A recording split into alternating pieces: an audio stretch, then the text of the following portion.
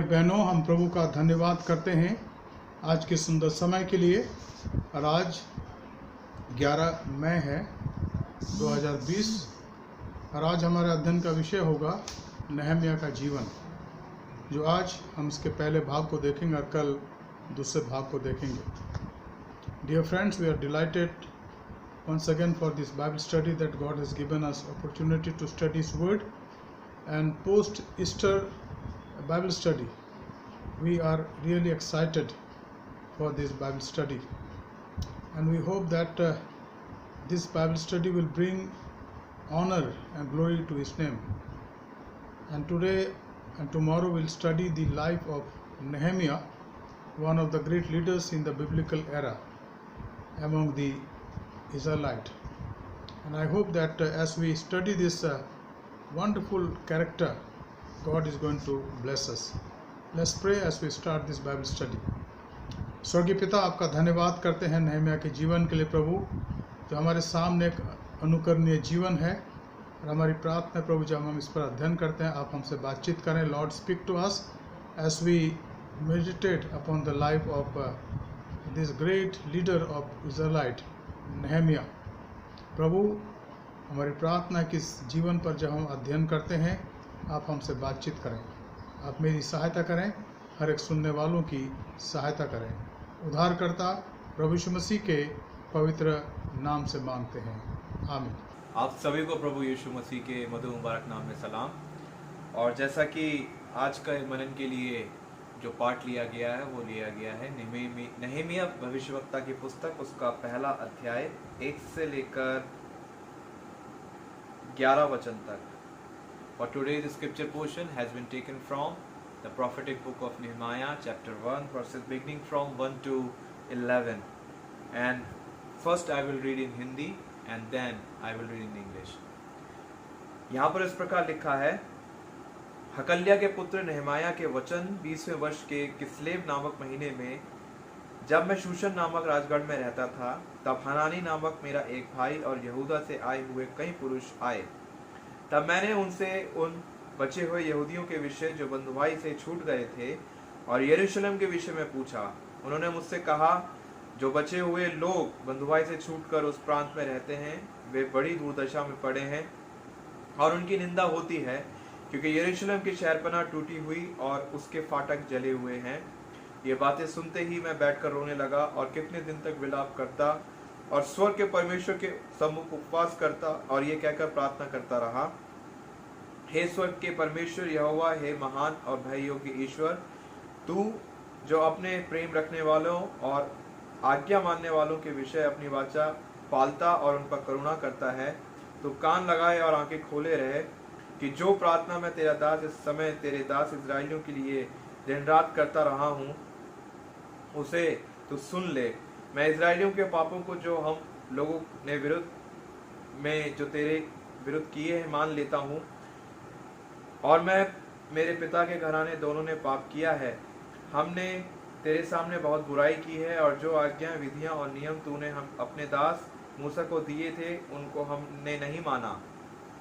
उस वचन की सुधि ले जो तूने अपने दास मूसा को से कहा था, यदि तुम लोग विश्वासघात करो तो मैं तुमको देश देश के लोगों में तितर बितर करूंगा, परंतु यदि तुम मेरी ओर फिरो और मेरी आज्ञा मानो और उन पर चलो, तो चाहे तुम में से निकाले हुए लोग आकाश की छोर में भी हों, तो भी मैं उनको वहां से इकट्ठा करके उस स्थान में पहुंचाऊंगा जिसमें मैंने अपने नाम के निवास के लिए चुन लिया है।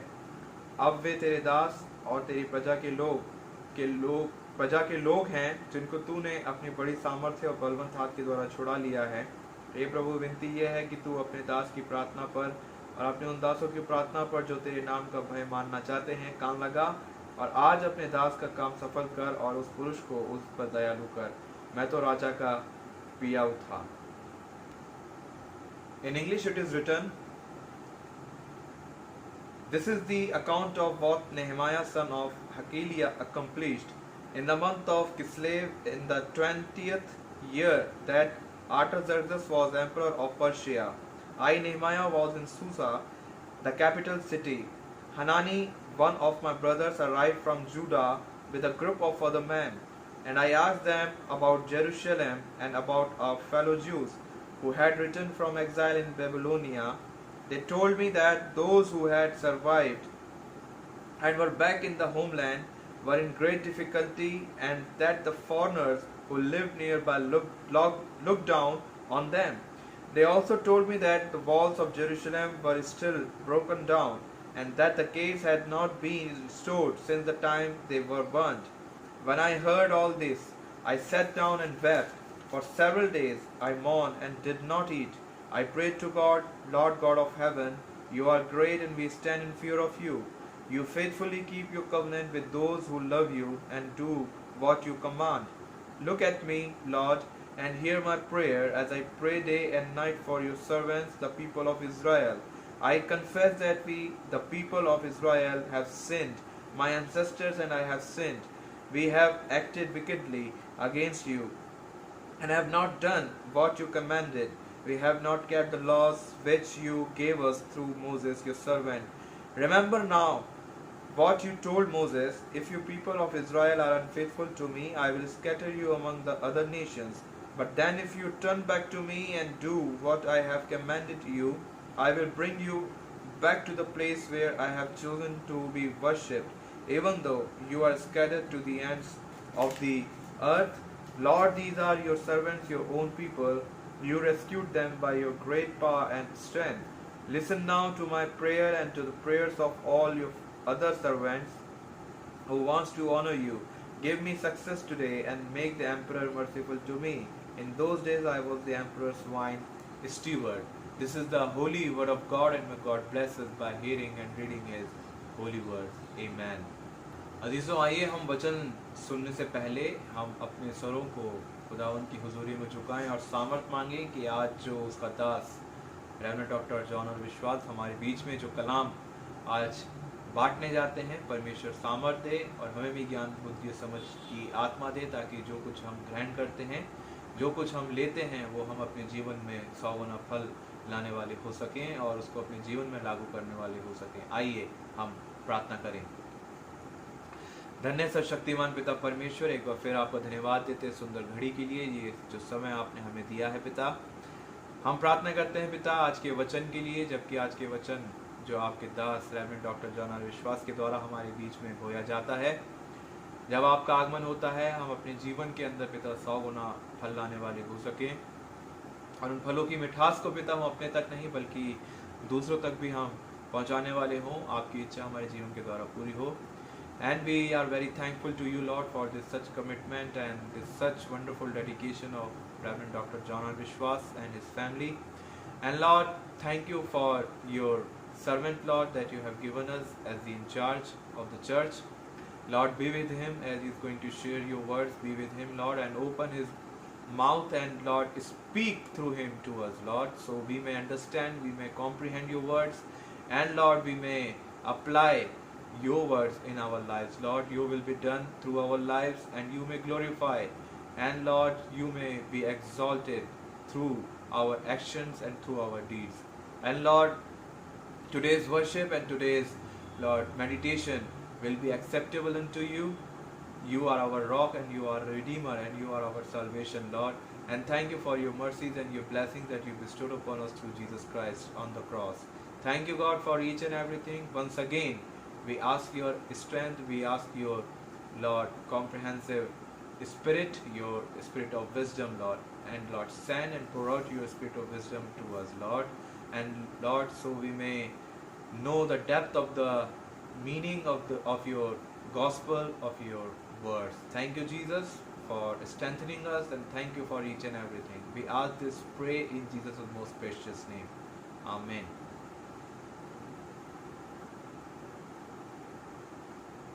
अजीज़ों, अब ये वक्त होगा कि हम परमेश्वर के कलाम को उसके दास रेवरेंड डॉक्टर जॉन आर विश्वास के द्वारा सुनेंगे। The scripture that was read to us today is from Nehemiah chapter 1 and 1 to the end of this chapter, and where we see the great life and the burden that Nehemiah had. Now, who was Nehemiah? Nehemiah lived in 5th century BC, and he was released by the Persian king, emperor, to do the repair of the wall of the Jerusalem. And he was in Persian country, and he was in the house and the office of this emperor there, whose name is mentioned here, Artaxerxes I. And so we need to really concentrate on this life, and I hope that this study will really bless our soul, our heart, and give us many insight in our spiritual life. He was also the person who instituted extensive moral and logical reform in the rebuilding of the Jews to Jehovah. When he went back, जब ये लौट के गए, पहले दीवार बनाई और फिर उन्होंने यहूदियों के अंदर उन बातों को दोबारा उनके अंदर लाकर शुरू कराई जो इसमें ढीले पड़ते गए थे। क्योंकि जब बंधुआई में चले गए, और हम पढ़ते हैं कि बंधुआई में चले गए 586 BC में, और नेहम्या थोड़े समय के बाद वहाँ आते हैं, और उसका कारण यहाँ पर दिया गया जिस पर आज हम अध्ययन करेंगे। नेहम्या राजा का एक कप बेरर था, उसका प्याव था, और इसलिए उसका कार्य बहुत महत्वपूर्ण था। जो भी पीने के पदार्थ, पानी या कोई और दाख मधु और कोई चीज़ राजा को दिया जाता था, उसके पहले नेहम्या को पीना पड़ता था, ताकि वो सेफ हो और किसी प्रकार से उन चीज़ों में कोई ऐसी परेशानी ना हो जो राजा के लिए और उनके जीवन के लिए खतरा का कारण बन सकता है। उसने अपने लिए एक ऐसा कार्य चुना जिसके बारे में कारण यहाँ दिया गया, जो हम बाद में पढ़ेंगे।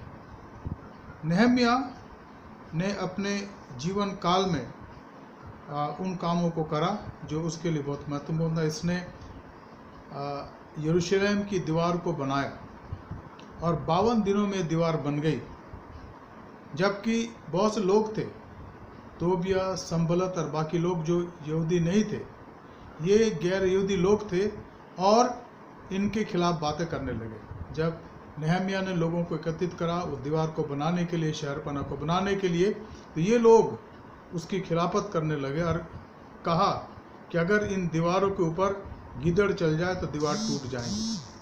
किसी न किसी प्रकार से वो नेहम्या को हतोत्साहित करना मांगते थे, लेकिन नेहम्या ने प्रभु की दया से इस दीवार को 52 दिन में बना दिया। ये इन सब को काम को करने के बाद, अपने उस सेवा को करने के बाद, ये वापस पर्सिया को चले गए और दोबारा वहाँ से वापस आए और अपने इस काम को आगे करते रहे। जब वो दोबारा आए तो उन्होंने यहूदियों की मदद करी कि वो साबत को माने, परमेश्वर के साबत दिन को माने, और जो यहूदी लोग जिनके बच्चे गैर यहूदियों में उनकी लड़कों की शादी कराते थे, उसको उसने रोका। उसने कहा कि इसको रोकने की ज़रूरत है, नहीं, अगर रोकोगे तो आने वाले समय में तुम्हारा जो विश्वास है उसमें उन लोगों की बातें आ जाएगी, बू आ जाएगी और तुम्हारा जीवन अपवित्र हो जाएगा। 2 महत्वपूर्ण कार्य इसने करे। दीवार तो बनाया उसने, शहरपना बनाए, लेकिन जब वो दोबारा आए पर्सिया से तो उन्होंने इस बात पर जोर दिया कि यहूदी लोग साबत के दिन को माने, नियमित रूप से माने, और साथ ही साथ जो इनके जवान बच्चे थे, लड़के थे, ये किसी न किसी प्रकार से गैर यहूदियों की लड़कियों से शादी ना करें। उसने इसके लिए उनको समझाया और कहीं बहुत हद तक वो कामयाब हुआ, और इसके लिए हम प्रभु का धन्यवाद करते हैं। और इसके बाद एजरा ने उस काम को जारी रखा जो उसने आगे करा, और इस जीवन के बाद, यानी आज और कल के अध्ययन के बाद, जब हम बुधवार को अध्ययन करेंगे, हम एजरा के जीवन पर ध्यान देंगे। तो आइए इस समय हम इस अध्ययन को करें जो हमारे सामने पाठ पढ़ा गया। नेहम्या की पुस्तक, उसका पहला अध्याय और उसके पहले पद से यहाँ लिखा है, हल्किय्याह के पुत्र नेहम्या के वचन 20वें वर्ष के किस्लेव नामक महीने में, जब मैं शूशन नामक राजगढ़ में रहता था, तब हनानी नामक मेरा एक भाई और यहूदा से आए हुए कई एक पुरुष आए। तब मैंने उनसे उन बचे हुए यहूदियों के विषय में जो बंधुआई में से छूट गए थे और यरूशलेम के विषय में पूछा। उन्होंने मुझसे कहा, जो बचे हुए लोग बंधुआई से छूटकर उस प्रांत में रहते हैं वे बड़ी दुर्दशा में पड़े हैं और उनकी निंदा होती है, क्योंकि यरूशलेम की शहरपना टूटी हुई और फाटक जले हुए हैं। The words of Nehemiah, the son of Hilkiah. Now it happened in the month of Kislev, in the 20th year, as I was in Susa, the capital, that Hanani, one of my brothers, came with certain men from Judah, and I asked them concerning the Jews who were escaped, who had survived the exile, and concerning Jerusalem. And they said to me, the remnant there is in the province who had survived the exile is in great trouble and shame. The wall of Jerusalem is broken down and its gates are destroyed by fire. And now we understand, we know that BC 586, King Emperor Nebuchadnezzar, of one of the kings of the great king of at that time, and about his kingship, the dream of him was the golden head. So he was the great emperor of that time, and he was definitely the person who did lot of work in terms of establishing his kingdom in the Susa, and he was ruling over all the earth at that time. He was the great emperor, and so he had invaded Judea, and he had made captive of some of the people who were living in Judah at that time, and they were of a great caliber, and among them was also Nehemiah. And therefore Nehemiah and his friends were taken into captivity, and Nehemiah was there, and he and his friends were in Susa, the capital of the great empire. Now what we read here, some of the friends who had come from Judah, they told Nehemiah. हम यहाँ पढ़ते हैं कि कुछ ऐसे लोग जो उसके मित्र थे, उसके भाई थे, वो यरूशलेम से आए और वहाँ पर उसका नाम दिया गया है हनानी, नाम मेरा एक भाई, और यहूदा से कुछ पुरुष वहाँ पर आए। और तब ये व्यक्ति जो अपने लोगों के लिए बोझ रखता था, अपने लोगों के लिए दर्द रखता था, अगर ये नहीं चाहता तो कुछ नहीं सोचता। क्यों? क्योंकि राजा का प्याव था, इसके पास एक बहुत महत्वपूर्ण पोस्ट या कार्य था और उसमें वो मशगूल था, और राजा इससे खुश था, क्योंकि राजा को जब कुछ, जैसे मैंने कहा, पीने की चीज़ दी जाती तो ये इसको पहले टेस्ट करता था, वो खुद पी कर देखता था कि भाई इसमें कुछ जहर तो नहीं मिला हुआ। तो ये नेहमिया राजा का बहुत विश्वास योग्य व्यक्ति था, राजा हमेशा इसको अपने सामने रखता था। लेकिन जब इसने उन लोगों को पूछा, अरे पहली बात जो हम देख रहे हैं यहाँ पर कि मेरे लोगों की अवस्था क्या है, उनकी स्थिति क्या है, and he asked them, the name is here who had come there, Hanani and some of his brothers, and they came and they were there in that capital of the Persian king, and they had come to meet Nehemiah, and they were with him for some time. So Nehemiah inquired from them the whereabout of Jerusalem and the entire vicinity, entire area. And what was the news? They said, the remnant there in province who have survived the exile is in great trouble and shame. Great trouble and shame. बड़े मुश्किल में है और उनकी निंदा होती है। क्यों निंदा होती है? क्योंकि हमेशा जब इस्राएल जाति के लोग मिस्र से आए और यहाँ बस गए और फिर उनके राजा हुए और राजा होते चले गए और अंतराल में समय के बीतते बीतते साथ इनका जो राज्य था 2 भागों में बढ़ गया।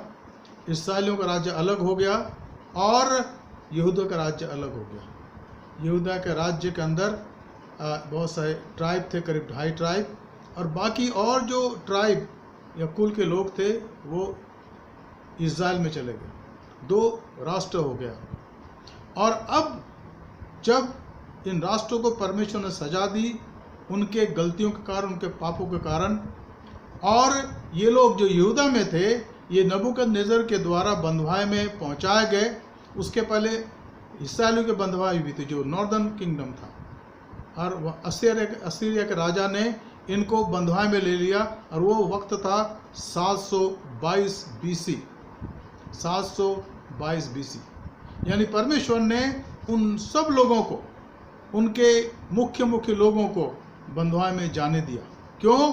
एक ही कारण था, वह है मूर्ति पूजा और आसपास के लोगों के साथ मिल जाना और उनके तमाम कस्टम को, उनके परिपाटियों को ग्रहण करना और अपने आप को दूषित कर देना, अपवित्र कर देना।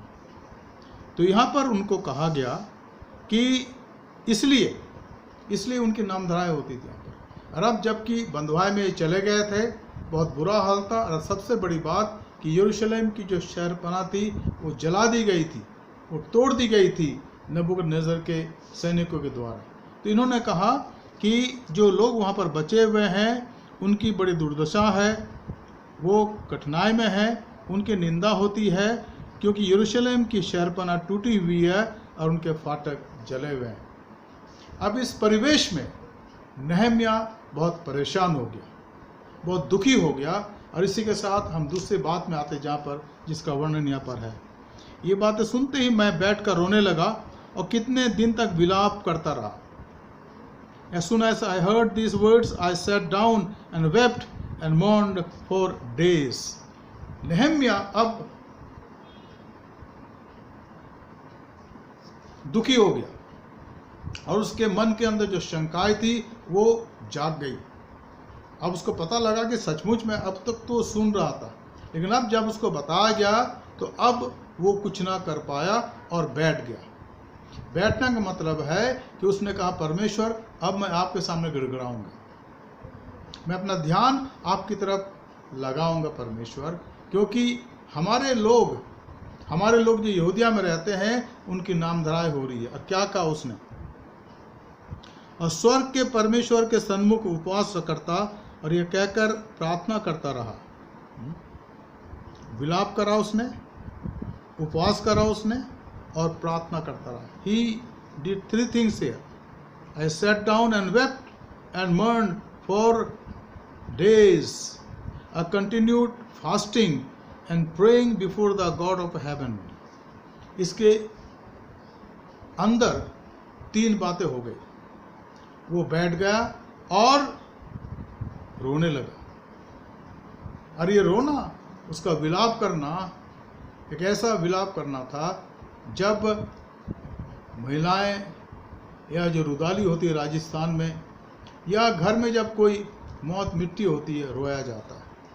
ये विलाप जोर जोर से रोने लगा और वो जानता था कि ये एक ऐसी घटना अब हमारे इस्राएल जाति के साथ हुई है, यहूदा के साथ हुई है, जिसका कोई यहाँ तोड़ नहीं है, जिसका कोई उत्तर नहीं है कहीं पर। और वो अपने आप रोने लगा। उसने कहे, परमेश्वर ये जो कुछ हुआ है इसके जिम्मेदार हम लोग हैं। और फिर यह लिखा है कि उपवास करने लगा, उपवास करता रहा। यहाँ समय नहीं दिया गया, लेकिन निश्चित रूप से कई हफ्तों तक उपवास करता रहा, कई हफ्तों तक। इसके वजह से वो राजा के महल में जा भी नहीं सकता था। राजा ने कई बार पूछा होगा, इसका वर्णन हम आगे चल कर देखेंगे कि भाई नहम्याह क्या होगा। तो उसके मित्रों ने कहा कि महाराज वो दुखी हो गया, परेशान हो गया। राजा को कारण पता लग गया था, क्योंकि उसके मित्र उसको बताते थे कि उसके लोग आए हैं जो यहूदा के लोग हैं, और उन्होंने बताया नहम्याह को जो तेरा प्याव है कि उसके देश में कितनी बड़ी बर्बादी हुई है और उनकी नामधराई हो रही है, वो परेशान है। और यरूशलेम की शहरपना टूटी हुई है, जिसके लिए ये भी जानता था राजा, इसमें कोई दो राय नहीं है। लेकिन नहम्याह रो रहा था, नहम्याह रो रहा था। और उसने क्या प्रार्थना करी? हे स्वर्ग के परमेश्वर यहोवा, हे महान और भइयों के ईश्वर, तू जो अपने प्रेम रखने वाले और आज्ञा मानने वालों के विषय अपनी वाचा पालता और उन पर करुणा करता है, कान लगाए रहा। What did he pray? He prayed, and I said to the Lord, O Lord God of heaven, the great and awesome God, who keeps covenant and steadfast love with those who love him and keep the commandments, let your ear be attentive and your eyes be open. हे परमेश्वर, आप जो सारे ब्राह्मण के बनाने वाले, सारे ब्राह्मण के रचयिता हैं, आप जो शक्तिमान हैं, आप जो स्वर्ग के परमेश्वर हैं, आप जो स्वर्ग के राजा हैं, हे महान और भय योग्य ईश्वर परमेश्वर, आप जो अपने प्रेम रखने वालों और आज्ञा मानने वालों के विषय अपनी वाचा पालन करते हैं और उन पर करुणा करते हैं, कान लगाए। वो जानता था कि इस वक्त भी, जबकि सारी बातों के कारण हम लोग हैं, हमारे पूर्वज हैं जिन्होंने उसकी आज्ञा नहीं मानी, वो कहता है परमेश्वर हम सब के लिए पश्चाताप करता हूँ। And a great lesson we learn here. One of the great servants of God, A.W. Tozer, has written a book, Why the Revival Tax. प्रभु के दास रेवरेंड टोजर एक किताब लिखते हैं, जिसका जो विषय है वह है कि परमेश्वर की आत्म जागृति, उसके लिए समय क्यों लगता है। और सबसे बड़ा समय जो है इसलिए लगता है क्योंकि इंसान को पश्चाताप करने की आवश्यकता है। People have to repent. और यहाँ पर सारे लोगों के लिए ये व्यक्ति प्रार्थना करने लगा, उपवास करने लगा और रोने लगा, दिनों दिन रोने लगा। आज हमारे समाज में कौन सी दीवार टूटी है? सांसारिक रूप से ऐसे कोई दीवार दिखता नहीं, क्योंकि हमारे प्रभु ने हमें से बहुतों को अच्छा घर दिया है, हम अपने अच्छे घरों में रहते हैं। लेकिन हमारे विश्वास रूपी शहरपना टूटी हुई है। The wall of our faith is broken because of the doubt. हमारे जीवन के अंदर जो शक उत्पन्न हो जाता है, विश्वास रूपी जो शहरपना है जिसके द्वारा हम घेरे रहते हैं, वो आज उसमें दरारें आ गई हैं। वो दरार आ गई, उसमें वो टूट रही हैं, जगह जगह टूट रही हैं, दरार आ गई। और शैतान की ताकतें उन पर हमला करने के लिए वो लगी हुई हैं। क्या हम इस बात को महसूस करते हैं? हमारे विश्वास की रूपी दीवार टूटी हुई है। जब हम विश्वास रूपी दीवार को टूटा पाते हैं तो शैतान की ताकतों, कुछ अनदेखी ताकतें हैं हमारे जीवन में, हमारे समाज में, उनको हम हमला करते हुए देखते हैं। और इसीलिए संत पौलुस कहते हैं कि हमारा जो मलयुद्ध है, हमारा जो युद्ध है, वो मांस और लहू के साथ नहीं है, पर किसके साथ है? वो उन सेनाओं के साथ है जो आसमानों में है, आकाश में है, यानी शैतान की ताकतों के साथ। और शैतान की ताकत हमको दिखते नहीं है।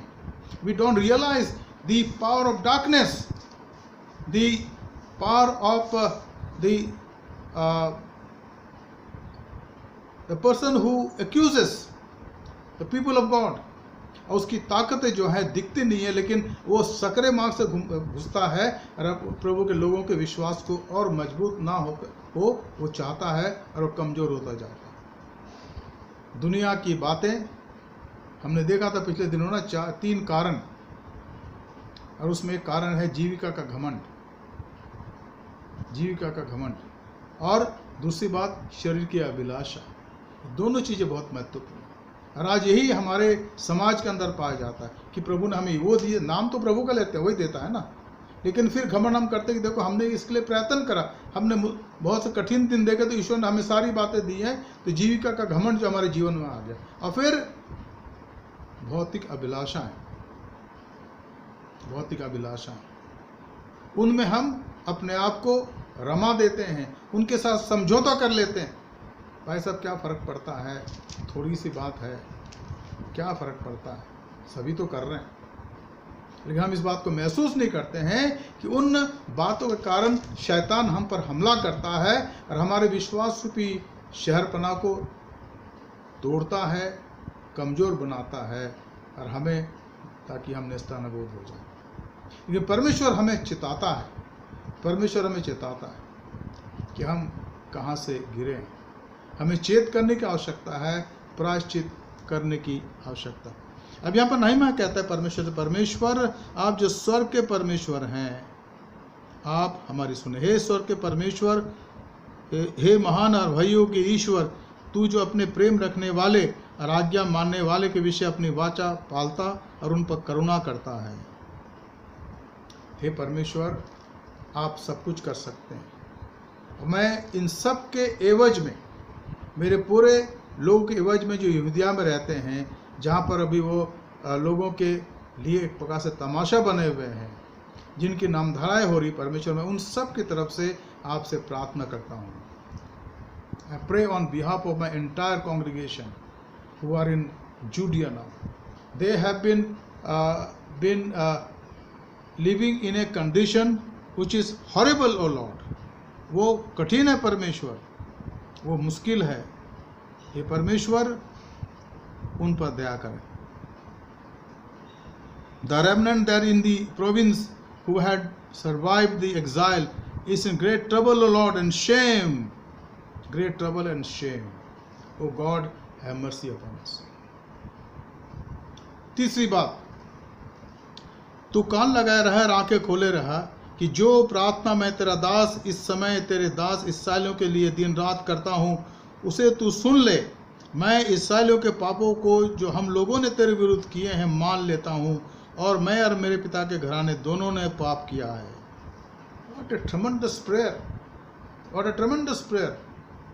I don't think that he was party to that, because he was a upright person and he lived in exile for years now. That is why he had found favor in the eyes of that emperor, and he was chosen to be his cupbearer. But what he says is very important. Let your ear be attentive and your eyes open to hear the prayer of your servant, that I now pray before you day and night for the people of Israel, your servants, confessing the sins of the people of Israel which we have sinned against you. Even I and my father's house have sinned.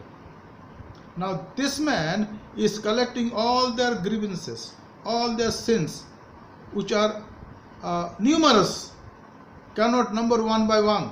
But he said, my God, my Lord, I have sinned, and I want to confess the sins of my entire generation. हमारे लोगों के गुनाहों को मैं मानता हूँ परमेश्वर, आप दया करें. It's very beautiful written here. इन हिंदी, तू कान लगाया और आंखें खोले रहा कि जो प्रार्थना मैं तेरा दास इस समय तेरे दास इस्राएलियों के लिए दिन रात करता हूँ, तो उसे सुन ले. मैं इस्राएलियों के पापों को जो हमने तेरे विरुद्ध किए हैं मान लेता हूँ. I confess the sin of Israelite and people in Judea. I take it on myself, Lord, and I confess those sins. उनको मैं मानता हूँ. और इन दिनों में जो हमारी प्रार्थना चल रही है, कड़ी चेन ऑफ प्रेयर चल रही है, हम कितनी बार उसमें हो करके पश्चाताप करते हैं.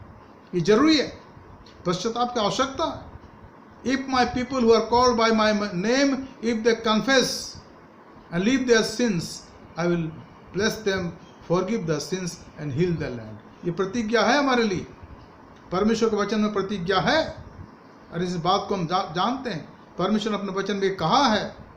हम कितने लोग इन बातों को महसूस करते हैं, या हमने इन बातों को ध्यान दिया नहीं दिया, हमने कहा कोई फर्क नहीं पड़ता. जी नहीं, पश्चाताप की आवश्यकता.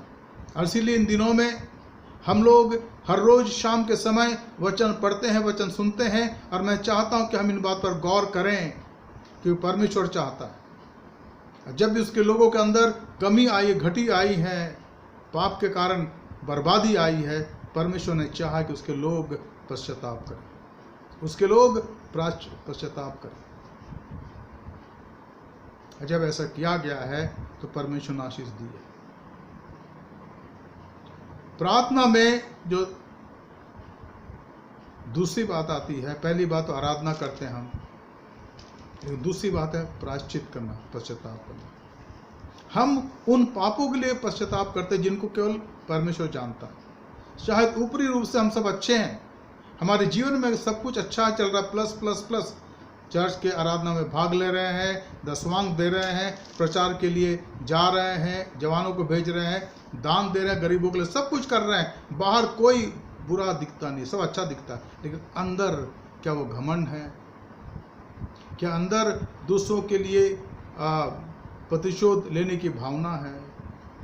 क्या हमारे हृदय के अंदर वो भावना पाई जाती है कि वो मुझसे ऊपर क्यों जा रहा है, वो मुझसे तरक्की ज़्यादा क्यों कर रहा है, वो खुश क्यों है?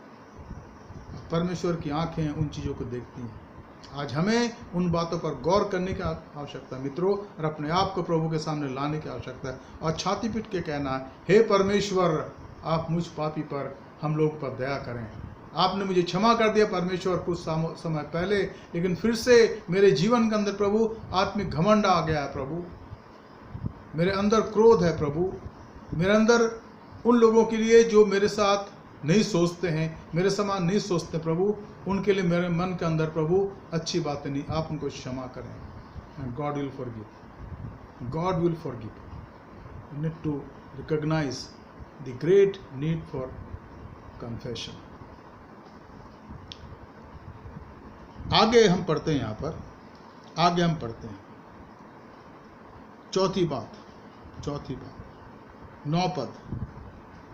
परंतु यदि तुम मेरी और फिरो और मेरी आज्ञाओं को मानो और उन पर चलो, तो चाहे तुम में से निकाले हुए लोग आकाश की ओर छोर में भी हों, तभी मैं उनको वहाँ से इकट्ठा करके उस स्थान में पहुँचाऊँगा जिसे मैंने अपने नाम के निवास के लिए चुन लिया है। यहाँ पर ये बातें नेहमिया मूसा के उन बातों को रिपीट कर रहा है। यहाँ लिखा, अगर आप देखें 8 पद, यहाँ लिखा, उस वचन की सुधि ले परमेश्वर जो तूने अपने दास मूसा से कहा था। ये परमेश्वर की बातें हैं जो उसने मूसा से कहा था इस्राएलियों के लिए, उसको अब याद दिला रहा परमेश्वर को, इतना ज़्यादा व्याकुल हो गया Nehemiah. He is like reminding God of the word that he spoke to Israel through Moses. Chapter 1 verse 8. Remember the word that you commanded your servant Moses, saying, if you are unfaithful, I will scatter you among the people. And now they are in remnant, now they are in isolation, now they are in this country of exile. परमेश्वर ने उनको अलग अलग कर दिया, और ये तो शुरुआत थी। आगे चल के यीशु मसीह के बाद सन 72 एडी में रोमी सम्राट ने यरूशलेम पर चढ़ाई की, और सारे के सारे यहूदी, अधिकतर लोग दुनिया भर में तितर-बितर हो गए, और 1900 साल तक तितर-बितर हो गए रहें। और अभी पिछले शताब्दी में 1948 में दोबारा ये राष्ट्र बना है, और अब तो बहुत मजबूत राष्ट्र है। लेकिन परमेश्वर ने उनको बता दिया कि अगर तुम मेरी आज्ञा को नहीं मानोगे तो तुम्हें तितर-बितर होकर रहना पड़ेगा। और इन्होंने इन बातों की अनुभूति करी है इतिहास के अंदर, और हम पढ़ते हैं यहाँ पर इनके बारे में। यहाँ परमेश्वर के वचन को याद दिलाता है नेहमिया, उसी को जो मूसा के द्वारा कहा गया, परंतु यदि तुम मेरी ओर फिरो और मेरी आज्ञा को मानो और उन पर चलो, तो चाहे तुम में से निकाले हुए लोग आकाश की छोर में भी हो, तो भी मैं उनको वहाँ से इकट्ठा करके उस स्थान में पहुँचाऊँगा जिसे मैंने अपने नाम के निवास के लिए चुना है। और ये सारी बातें सन 1948 के अंदर पूरी हो गई। और अब भी इसराइल लोग वहाँ जा रहे हैं, और उनके लिए वहाँ पर जगह है, उनके लिए जगह बनाई जा रही है। और ये जो छोटा सा राष्ट्र है केरल के समान ज्योग्राफिकली, आज दुनिया का सबसे महान राष्ट्र बन गया, क्योंकि ये परमेश्वर के लोगों का राष्ट्र, परमेश्वर के प्रतिज्ञा किए हुए लोगों का राष्ट्र है, और ये तरक्की करेगा राष्ट्र। आज संपूर्ण संसार का ध्यान अमेरिका के तरफ तो है, रूस के तरफ तो है, चीन के तरफ तो है, लेकिन सबसे ज़्यादा ध्यान लोगों का इस्राएल राष्ट्र पर है। उसकी तरफ देख रहे हैं कि परमेश्वर किस प्रकार से इस राष्ट्र को आगे बढ़ा रहा है। पांचवी बात जो हम यहाँ पर पाते हैं, पांचवी बात, दूसरा अध्याय उसके पहले, अर्धक्षत्र राजा के 20वें वर्ष के निसान नामक महीने में, जब उसके सामने दाखमधु था, तब मैंने दाखमधु उठाकर राजा को दिया। इससे पहले मैं उसके सामने कभी उदास न हुआ था। तो राजा ने मुझसे पूछा, तू तो रोगी नहीं है, फिर तेरा मुंह क्यों उतरा है? ये तो मन ही की उदासी होगी। राजा ने पहचान लिया। और यहाँ पर समय दिया गया है 20वें वर्ष के निसान नामक महीने में, जब वो राजा के सामने उसका पेय पदार्थ लेके खड़ा था, तो इसके चेहरे पर उदासी छाई थी। He was sad. And we read it, 2nd chapter, Nehemiah, verse 1. In the month of Nisan, in the 20th year of King Artaxerxes, when wine was before him, I took up the wine and gave it to the king. And the king said, now I had not been sad in his presence. And the king said to me, why your face and sing sad, seeing you are not sick? This is nothing but sadness of the heart. Then I was very much afraid. राजा ने उससे कहा, तब राजा ने मुझसे कहा, तू रोगी तो नहीं है, फिर तेरा मुंह क्यों उतरा है? यह तो मन ही की उदासी है। तब मैं अत्यंत डर गया, क्योंकि उदासी के साथ राजा के सामने कोई नहीं जा सकता था। ये आज्ञा थी, राज आज्ञा, कि जब वो राजा के सामने खड़े हो तो वो हर्षित चेहरे के साथ है, आनंद के साथ है। लेकिन यहाँ पर उसका विपरीत हुआ। ये जो नहम्याह पिछले कई दिनों से, कई हफ्तों से उपवास कर रहा था, प्रार्थना कर रहा था, रो रहा था, अब जब राजा के सामने आया, क्योंकि उसको आना था, क्योंकि इसका काम था, तब उसका चेहरा उतरा हुआ था। राजा ने पहचान लिया। राजा ने कहा कि तू क्यों, तेरा मुंह उतरा है? क्या तू रोगी तो नहीं है? फिर तेरा मुंह क्यों उतरा है? यह तो मन ही की उदासी होगी। राजा ने समझ लिया कि आज मेरा दास नहम्याह अगर उदास है तो उसके हृदय के अंदर कोई ना कोई तकलीफ है, बोझ है।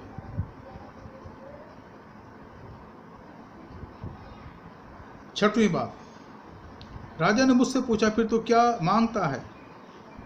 तब मैंने स्वर्ग के परमेश्वर से प्रार्थना करके राजा से कहा, यदि राजा को भाए और तू अपने दास से प्रसन्न हो तो मुझे यहूदा और मेरे पुरखाओं की कब्रों के नगर को भेज, ताकि मैं उसे बनाऊं।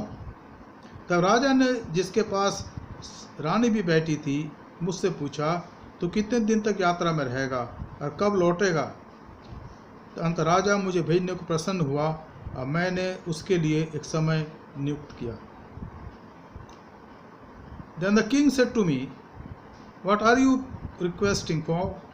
So I prayed to the God of heaven, and I said to the king, if it pleases the king, and if your servant has found favor in your sight, that you send me to Judah, to the city of my father's grave, and I may rebuild it. And the king said to me, the queen sitting beside him, how long will you be gone? And when you will return? So it pleased the king to send me when I had given him a time. अतः राजा मुझे भेजने को प्रसन्न हुआ और मैंने उसके लिए एक समय नियुक्त किया। ये छठी बात यहाँ पर है।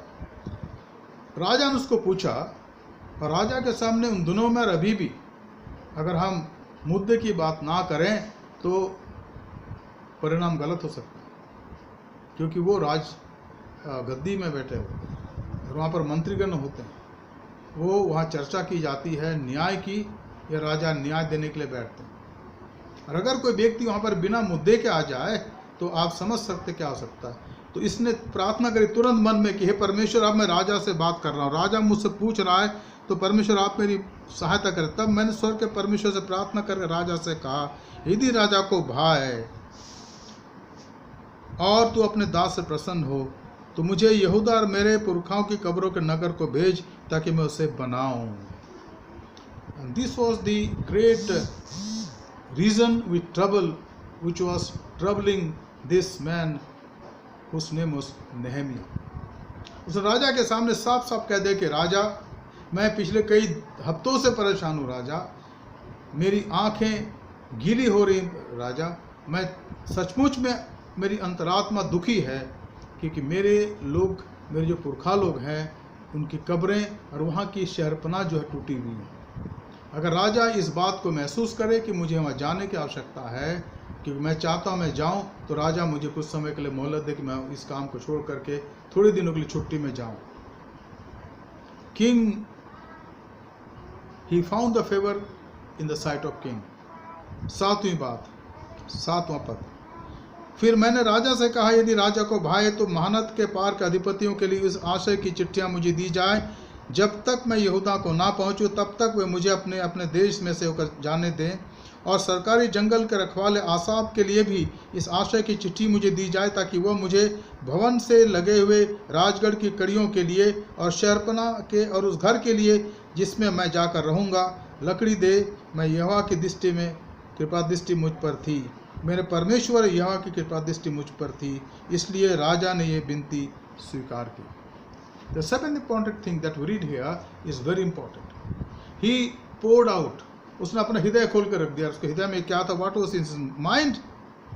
He said, Then I said to the king, the emperor, if it pleases the king, let us be given to me to the governors of the provinces beyond the river, that they may let me pass through until I come to Judah, and a letter to Asaph, the keeper of the king's forest, that he may give me timber to make beams for the gates of the fortress of the temple, and for the wall of the city, and for the house that I shall occupy. And the king granted me that what I asked, for the good hand of my God was upon me. A tremendous testimony of his faith in God. अन्य जाति राजा ने उसको permission दे दी, उसको आज्ञा दे दी कि तुम जाओ। और उसने और भी कहा कि मुझे पत्र दिए जाएं कि जब मैं अन्य लोगों के राष्ट्र से जाता हूँ, महानद के पार जाता हूँ, तो मेरे पास वो चिट्ठी हो राजा की तरफ से, ताकि वो मुझे अपने राज्यों में से जाने दें, क्योंकि ये राजा, ये महाप्रतापी सम्राटी राजा था और इसका अधिकार पूरे क्षेत्र में था। इसलिए राजा का पत्र उसके लिए एक प्रकार से पासपोर्ट था, उसके लिए जाने के लिए अनुमति थी। राजा ने सहर्ष स्वीकार करा। मित्रों, हम यहाँ पर ये सीखते हैं, परमेश्वर राजाओं के मन को बदलता है। परमेश्वर राजाओं के मन को अपनी इच्छा के अनुसार बदलता है। और नहमिया का जो निवेदन था, राजा ने यूं ही उसको स्वीकार कर लिया। राजा चाहता तो उसे 10 बातें पूछता, 10 सवाल पूछता कि तू जाके क्या करेगा, तकलीफ होगी, परेशानी होगी, तू यहाँ आराम से है। लेकिन ऐसा लगता है कि नहमिया ने प्रार्थना करी थी और परमेश्वर ने उसके उस एम्परर से, राजा से जिसकी वो सेवा करता था, बातचीत करी थी। इसलिए हर काम उसके कठिनाइयों में भी एक के बाद एक के बाद एक के बाद पूरी होती चले गई। मित्रों, हम क्या सीखते हैं यहाँ पर? जब हमारे जीवन में कठिनाई होती है, तकलीफ़ें होती हैं और हम परमेश्वर से प्रार्थना करते हैं, तो हमारे लिए राजाओं को, उनके हृदय को हमारे लिए खोल देता है, अधिकारियों के हृदय को, और वो हमारी मदद, हमारी सहायता करते हैं। आखिरी और 8वीं बात, तो मैंने महानद के पार के अधिपतियों के पास जाकर उन्हें राजा की चिट्ठियाँ दी। राजा ने मेरे संग सेनापति और सवार भी भेजे थे।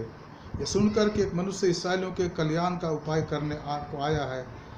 हरुनी संबलत और तोबिया नामक कर्मचारी जो अम्मोनी थे, उन दोनों को बहुत बुरा लगा। यहाँ शुरुआत हो गई अपोजिशन की, यहाँ पर शुरुआत हो गई अपोजिशन की।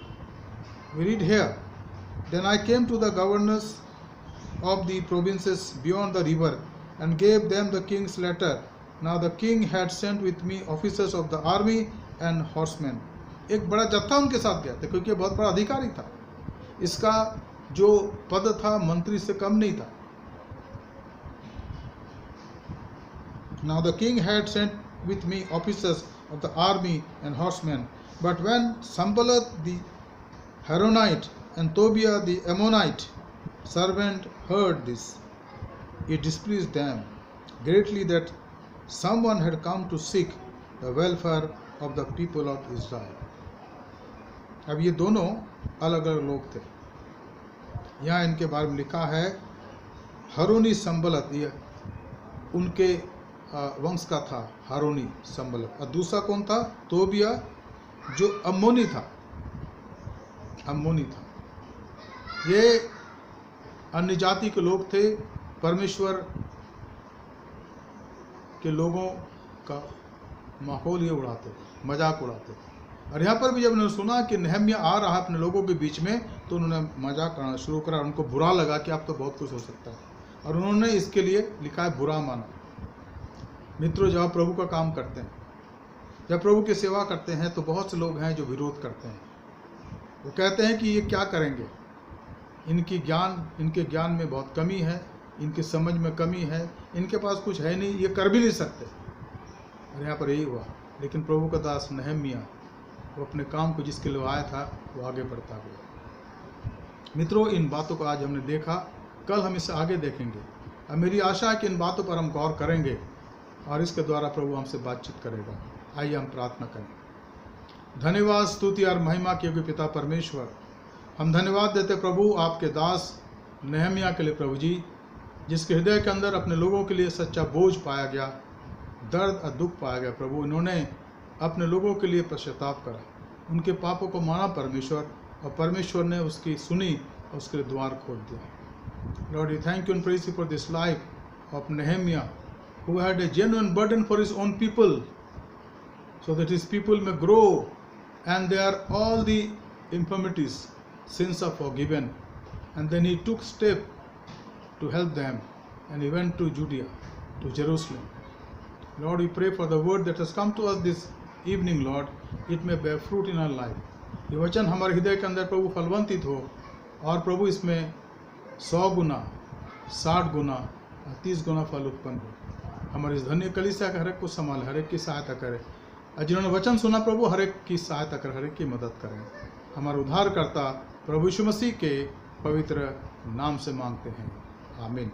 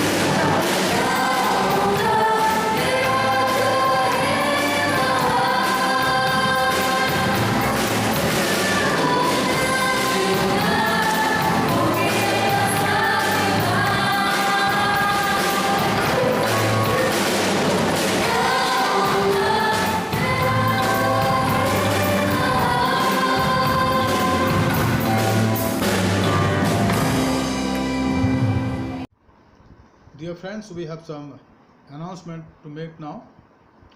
This Bible study will continue tomorrow also and after tomorrow also. The time will be 7:30. So please come and prepare yourself and be ready for this time, 7:30 evening, so that you participate in this very important Bible study session. Also, you and I are in the prayer chain. Our time is 10 to 11 o'clock night. Please remember our conference, our bishop, and all the pastors, all the DSS, so that, and the congregations, especially South Delhi district congregation, and all the congregation in Delhi Regional Conference and MCI. Also pray for our church, Apostle Methodist Church, English congregation, Hindi congregation and Nepali congregation. मित्रों, मैं चाहूँगा कि हम अपने प्रार्थना के समय को याद रखें जो हर रोज़ रात को 10 से 11 बजे है, और आप प्रार्थना करें हमारे कलीसिया के अगुओं के लिए, हमारे बिशप साहब के लिए, उनके परिवार के लिए, हर एक DSS के लिए, हर एक पासबानों के लिए, और DRC और साउथ दिल्ली डिस्ट्रिक्ट के पासबानों के लिए, कलीसियाओं के लिए हम प्रार्थना करें। हमारे देश के राष्ट्रपति, हमारे प्रधानमंत्री, हमारे राज्यपालगण, हमारे मुख्यमंत्रीगण, तमाम उन लोगों के लिए जिनके पास अधिकार है कि परमेश्वर उनकी मदद सहायता करें। अब प्रार्थना कर विशेष रूप से प्रभु के सामने अपने गुनाहों को मानते हुए कि प्रभु इस बीमारी को, इस संक्रमण को, प्रभु जो कोरोना वायरस के रूप में है, उसको आप दूर कर दें पूरी तरीके से, इसलिए कि परमेश्वर से सब कुछ हो सकता है। God can do everything. हम इसलिए प्रार्थना नहीं करते कि भाई हर बात हम प्रभु को याद दिलाते जी, नहीं, हम उसके ताकत पर, उसके सामर्थ्य पर, उसकी प्रभु सत्ता पर विश्वास करते हैं। ऐसे प्रार्थना करते, प्रभु इसको हटाएं और आप देखेंगे ये हट जाएगा। हम प्रार्थना करें हमारे परिवारों के बुजुर्गों के लिए, हमारे जवानों के लिए, हमारे बच्चों के लिए, हमारे घर के तमाम लोगों के लिए, एक एक माँ बाप के लिए, कि प्रभु इन दिनों में हमारी मदद करे कि हम सचमुच में अपने जीवन में प्रभु की बाट जोते रहे और किसी प्रकार से हम घबराए ना और परेशान ना। हम धन्यवाद देते हैं, कल रविवार के दिन बहुत से लोगों ने आराधना में भाग लिया। जब मैं देख रहा था रात को तो मैंने पाया कि 275 या 76 लोगों ने उसको देखा है। ये इस बात का चिन्ह है कि आप सब जागरूक हैं। प्रभु आपको आशीष दे। और आज भी जो बाइबल स्टडी हो गया इन दिनों में जो हो रही है, आप इसमें भाग लें और अपने साथ अपने मित्रों को बुलाएं कि वो भी इसमें भाग लें। हम कोशिश करते कोई ऐसी बात हम ना करें जो किसी को दुख दे, इसलिए ये सुसमाचार सबके लिए है। जो भी सुने और प्रभु पर विश्वास करे को जीवन मिल सकता है। My friends, I want to request you that you request your friends and the seekers to participate in this Bible study because this is for everybody. अगर आप में से कोई जवान बच्चे, भाई बहन स्पेशल नंबर देना चाहते हैं, सोलो सॉन्ग, डुएट सॉन्ग या ग्रुप सॉन्ग, जो हम इस बाइबल स्टडी के शुरू और आखिर में देते हैं, तो मेहरबानी से 2 दिन पहले आप रिकॉर्ड करके मुझे भेज दे कॉपी, और एक मिस्टर तिग्गा को भेज दे, मिस्टर प्रकाश तिग्गा को, ताकि वो उनको शामिल कर सके और इस बाइबल स्टडी के सेशन में हम आपके गीतों से आशीष प्राप्त कर सकें। आइए हम प्रार्थना करें। धन्यवाद, स्तुति और महिमा क्योंकि पिता परमेश्वर, आप जो प्रभुओं के प्रभु हैं, राजाओं के राजा हैं, प्रभु आपका धन्यवाद करते हैं आज के वचन के लिए प्रभु, जो आज हमें दिया गया। हमारी प्रार्थना की वचन के गहराई को जाने, समझे, सीखे प्रभु, और अपने लिए अपने आप को तैयार करें प्रभु आपके वचन के लिए, इससे हमारे द्वारा आपकी महिमा हो। जो वचन का बीज बोया गया प्रभु, हम चाहते हैं the seed that has been shown to us from your word may become fruitful and yield fruit of 100-fold, 60-fold and 30-fold। हम चाहते हैं कोई वचन का बीज प्रभु जो हमारे हृदय के खेत में बोया गया वो व्यर्थ न जाए प्रभु, परंतु उसके द्वारा फल उत्पन्न हो 100 गुना, 60 गुना और 30 गुना। कलीसिया का हर एक को संभाले, हर एक परिवार को संभाले, हर एक की सुधि लें, और इस दुख भरे दिनों में प्रभु आप हमारे अगुवाई करें, अपनी शांति दें, अपना अनुग्रह दें और अपने प्रेम से परिपूर्ण करें। हमारे उद्धारकर्ता प्रभु यीशु मसीह के पवित्र नाम से मांगते हैं, आमीन। आए हमारे बाप, तू जो आसमान पर है, तेरा नाम पाक माना जाए, तेरी बादशाहत आवे, तेरी मर्जी आसमान में पूरी होती है ज़मीन पर भी हो। हमारे रोज़ की रोटी आज हमें बख्श दे, और जैसे हम अपने गुनाहों को माफ़ करते हैं, तो भी हमारे कसूरवारों को माफ़ कर। हमें आजमाइश में ना ला, बल्कि बुराई से बचा, क्योंकि बादशाहत, कुदरत और जलाल हमेशा तेरी है। आमीन। अब हमारे खुदा यीशु मसीह का फजल, खुदा बाप की मोहब्बत, रूह कुदस की हिफाजत और शराकत हमें सारे के साथ इस समय और हमेशा तक होती रहे। आमीन। यीशु ही प्रभु है। प्रभु आपकी सहायता कर आशीष दे और निरंतर अपनी सेवा के लिए आपको बहुत ऐसे इस्तेमाल करे, ताकि आपका जीवन, आपकी सेवकाई उसको पसंद आए, और आपका जीवन उसकी महिमा को आपके आस पड़ोस में, जहाँ भी आप जाते आते हैं, इस्तेमाल कर सके, ताकि वे लोग जो अंधकार में हैं आत्मिक रूप से, वो प्रभु की ज्योति में आए और प्रभु की महिमा कर सके। प्रभु आपकी सहायता करे। सबको जय मसीह की शुभ रात्रि।